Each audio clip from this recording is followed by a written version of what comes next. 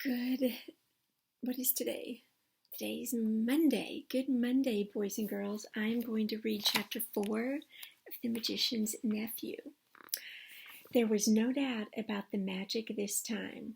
This chapter is called The Bell and the Hammer. Down and down they rushed, first through darkness and then through a mass of vague and whirling shapes, which might have been almost anything. It grew lighter. Then suddenly, they felt that they were standing on something solid. A moment later, everything came into focus, and they were able to look about them. "What an odd place," said Digory. "I don't like it," said Polly, with something like a shudder. What they first noticed was the light. It wasn't like sunlight, and it wasn't like electric light or lamps or candles or any other light they had ever seen. It was a dull, rather red light, not at all cheerful. It was steady and did not flicker. They were standing on a flat, paved surface, and buildings rose all around them. There was no roof overhead. They were in a sort of courtyard. The sky was extraordinarily dark, a blue that was almost black. When you had seen that sky, you wondered that there should be any light at all. "It's very funny weather here," said Digory. "I wonder if we've arrived just in time for a thunderstorm or an eclipse." "I don't like it," said Polly. Both of them, without quite knowing why, were talking in whispers. And though there was no reason why they should still go on holding hands after they jumped, they didn't let go. The walls rose very high all around that courtyard. They had many great windows in them, windows without glass, through which you saw nothing but black darkness. Lower down there were great pillared arches, yawning blackly like the mouths of railway tunnels, and it was rather cold. The stone of which everything was built seemed to be red, but that might only be because of the curious light. It was obviously very old. Many of the flat stones that paved the courtyard had cracks across them. None of them fitted closely together, and the sharp corners were all worn off. One of the arched doorways was half filled up with rubble.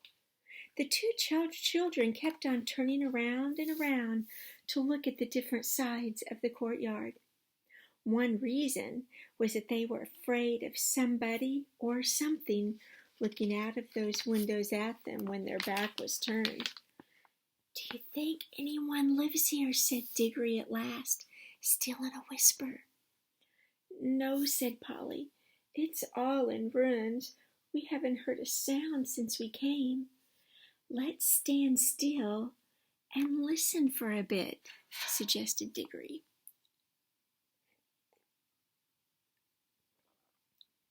They stood still and listened, but all they could hear was the thump-thump of their own hearts.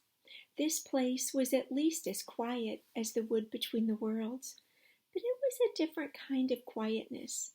The silence of the wood had been rich and warm.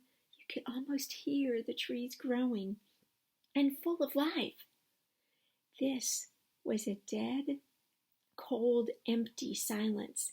You couldn't imagine anything growing in it. "Let's go home," said Polly. "But we haven't seen anything yet," said Digory.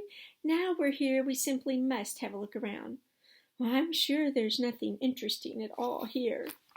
"There's not much point in finding a magic ring that lets you into other worlds if you're afraid to look at them when you get there." "Who's talking about being afraid?" said Polly, letting go of Digory's hand. "I only thought you didn't seem very keen on exploring this place." "I'll go anywhere you go." "We can get away the moment we want to. Let's take off our green rings and put them in our right-hand pockets. All we've got to do is remember that our yellow are in our left. You can keep your hand as near your pocket as you like, but don't put it in or you'll touch your yellow and vanish." They did this and went quietly up to one of the big arched doorways which led to the inside of the building. And when they stood on the threshold and could look in, they saw that it was not so dark inside as they had first thought. It led into a vast, shadowy hall which appeared to be empty. But on the far side there was a row of pillars with arches between them, and through these arches there streamed in some of the same tired-looking light. They crossed the hall, walking very carefully for fear of holes in the floor or of anything lying about that they might trip over. It seemed a long walk. When they had reached the other side, they came out through the arches and found themselves in another larger courtyard. "That doesn't look very safe," said Polly, pointing at a place where the wall bulged outward and looked as if it were ready to fall over into the courtyard. In one place a pillar was missing between two arches, and the bit that came down to where the top of the pillar ought to have been hung there with nothing to support it. Clearly the place had been deserted for hundreds, perhaps thousands of years. "If it's lasted till now, I suppose it'll last a bit longer," said Digory, "but we must be very quiet. You know a noise sometimes brings things down, like an avalanche in the Alps." They went on out of that courtyard into another doorway, and up a great flight of steps, and through vast rooms that opened out of one another till you were dizzy with the mere size of the place. Every now and then they thought they were going to get out into the open and see what sort of country lay around the enormous palace. But every time, I'm checking our time. But every time they had just got into another courtyard.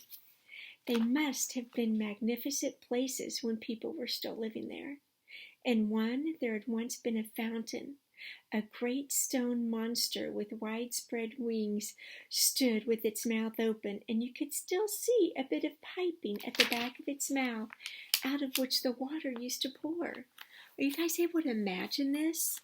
There's a lot of things that they're seeing.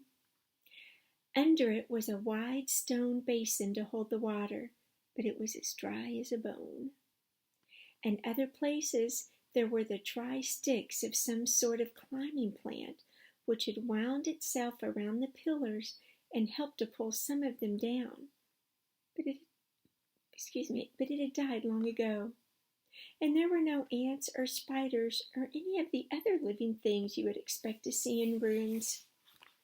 And where the dry earth showed between the broken flagstones, there was no grass or moss.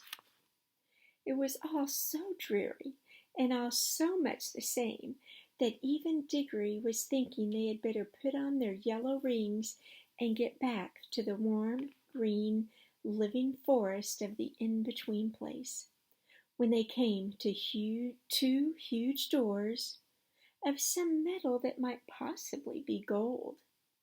One stood a little ajar, so of course they went in to look. Both started back and drew a long breath, for here at last was something worth seeing. For a second they thought the room was full of people, hundreds of people, all seated and all perfectly still. Polly and Digory, as you may guess, stood perfectly still themselves for a good long time, looking in. But presently they decided that what they were looking at could not be real people. There was not a movement nor the sound of a breath among them all. They were like the most wonderful waxworks you ever saw. This time Polly took the lead. There was something in this room which interested her far more than it interested Digory. All the figures were wearing magnificent clothes. If you were interested in clothes at all, you could hardly help going in to see them closer. And the blaze of their colors made this room look not exactly cheerful, but at any rate rich and majestic, after all the dust and emptiness of the others. It had more windows, too, and was a good deal lighter.